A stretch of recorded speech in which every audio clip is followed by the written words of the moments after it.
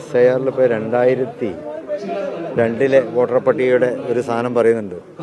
അതൊന്നും ചിലപ്പോൾ പലർക്കും അതിൻ്റെ എല്ലാം മനസ്സിലായിന്ന് വരില്ല.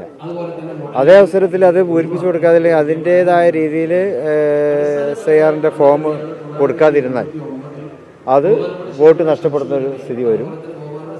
അപ്പോൾ വോട്ട് നഷ്ടപ്പെടുക എന്ന് പറയുമ്പോൾ ഇപ്പോൾ പൗരത്വ നഷ്ടത്തിലേക്കായിരിക്കും അത് മുന്നോട്ട് പോകുന്നത്. ഇപ്പോൾ പല ഉൾവഴികൾ ഇതിലുണ്ട്. അതായത് ഒറ്റയടിക്ക് പൗരത്വം നിഷേധിക്കാൻ ഇപ്പോൾ ഒരു ഗവൺമെൻറ് ധൈര്യപ്പെടുകയില്ല. ആ BJPക്ക് മനസ്സിലായിട്ടുണ്ട്. അപ്പം അതുകൊണ്ട് തന്നെ ഊടുവഴികളിലൂടെ പൗരത്വം എങ്ങനെ തട്ടി മാറ്റാം എന്നുള്ള ശ്രമങ്ങൾ അതിൻ്റെ ഒരു ഭാഗമാണോ SIR എന്ന് പലരും സംശയിക്കുന്നുണ്ട്.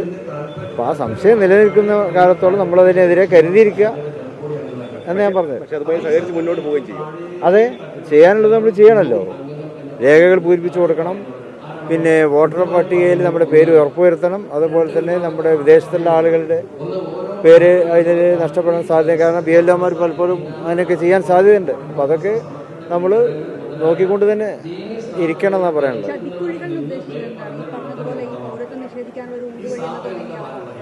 അത്രയേ ഉള്ളൂ. ഞാനതിനെ അതായത് ഇന്ത്യയിൽ അത്തരത്തിലൊരു ഗവൺമെൻറ്റാണല്ലോ ഇവിടെ നിലനിൽക്കുന്നത്. പല തരത്തിലും പൗരത്വം നഷ്ടപ്പെടുത്താനുള്ള രീതിയിലുള്ള പല കാര്യങ്ങളും ചെയ്തു നോക്കിയിട്ടുണ്ട്. പക്ഷെ നമ്മൾ കോടതിയെ സമീപിച്ചു. അതുപോലെ തന്നെ പാർലമെൻറ്റിൽ അതിൻ്റെ കാര്യങ്ങളൊക്കെ ഉന്നയിച്ചു.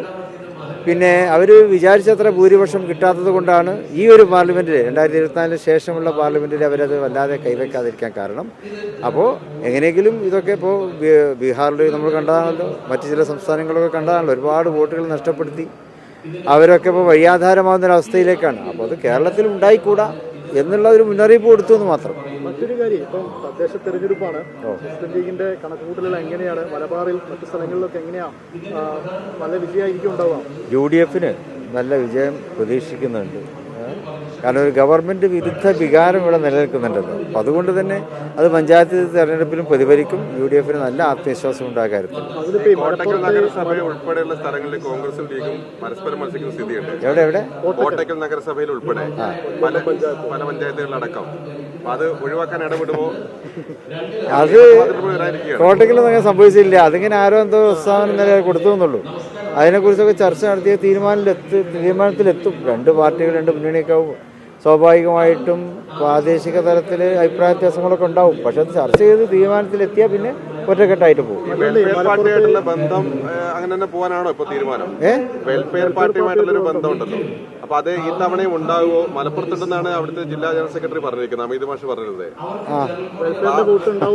ഔദ്യോഗികമായിട്ടും അങ്ങനെ ഒരു മുന്നണി സംവിധാനത്തിന്റെ ഭാഗമായിട്ടൊന്നുമില്ല കേട്ടോ.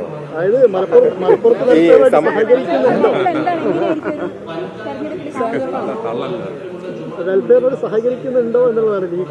തെറ്റുണ്ടോ? സഹകരിക്കുന്നതുകൊണ്ട് തെറ്റുണ്ടോ? അവർ ഞങ്ങൾ ഔദ്യോഗികമായിട്ട് മുന്നണിയുടെ ഭാഗമല്ല ജമാഅത്ത് ഇസ്ലാമി. ഈ സമസ്തയിൽ ഇന്നൊരു നിർണായകമായ ഒരു യോഗം നടന്നു. ആ യോഗത്തിൽ 6 മുഷാവർ അംഗങ്ങളെ കൂടി ചേർത്തിട്ടുണ്ട്. പക്ഷേ തങ്ങളുടെ കുടുംബത്തിൽ നിന്ന് ആരും ഉണ്ട്. അതവിടെ ഒഴിവന്നതിലേക്ക് ഞങ്ങളെ നികത്തുന്നതാണ്. അത്രേ ഉള്ളൂ. തിരിച്ചെടുത്തിട്ടില്ല ഇതുവരെയായിട്ടും. അത് മുഷാവറ തീരുമാനത്തിൽ എത്തേണ്ടതാണ്. എന്താ അറിയില്ല. വിശദീകരണം തൃപ്തികരമല്ല എന്നുള്ളൊരു മറുപടിയാണ് നമുക്ക് ലഭ്യമായത്. ഇന്നത്തെ കാര്യങ്ങൾ ഞാൻ അറിയില്ല. ഞാനിപ്പോൾ വന്നപ്പോൾ മനസ്സിലാക്കിയിട്ടുണ്ട്.